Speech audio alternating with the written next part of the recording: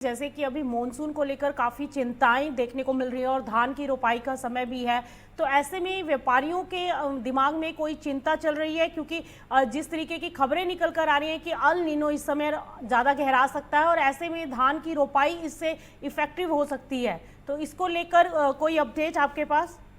तो देखिए रूपा जी, बिहार में लंबे समय बाद आप कह सकते हैं कि कल मानसून की पहली बारिश हुई थी हम्म। और लोगों को गर्मी से थोड़ी बहुत निजात मिली थी और किसानों के चेहरे पर भी जो है वो मुस्कुराहट आई थी। लेकिन आज से फिर वही उमस भरी गर्मी है और हालांकि मौसम विभाग की तरफ से यह कहा गया है कि अल नीनो का असर जो है वो बिहार में भी देखने को मिलेगा और किसान जो है वो इस बात को लेकर के लगातार आशंकित है कि अगर पर्याप्त वर्षा नहीं होती है तो आपको पता है कि खरीफ की जो फसल होती है उसकी बुआई का समय जून लास्ट और जुलाई से शुरू हो जाता है और उस समय धान के बिचड़े जो है वो लगाए जाते हैं और उसके बाद जब फिर धान का बिचड़ा बड़ा होता है तो फिर धान जो है वो खेतों तक पहुंचाया जाता है। तो किसानों की चिंता इस बात को लेकर के, क्योंकि मानसून विभाग की तरफ से यह कहा गया है कि इस बार बिहार में बारिश जो है वो कम होगी। औसत अनुपात अगर आप बात करेंगे तो बिहार में बारिश कम होगी, तो किसानों की चिंता इस बात को लेकर है। और देखिए खरीफ फसल जो है वो बहुत ही महत्वपूर्ण होता है किसानों के लिए और बिहार में से भी कहा जाता है कि बिहार के अगर आप रोहतास और मिथिलांचल के इलाकों को देखें तो वहाँ पर धान की खेती बहुत ज्यादा होती है और लोकल लेवल पर भी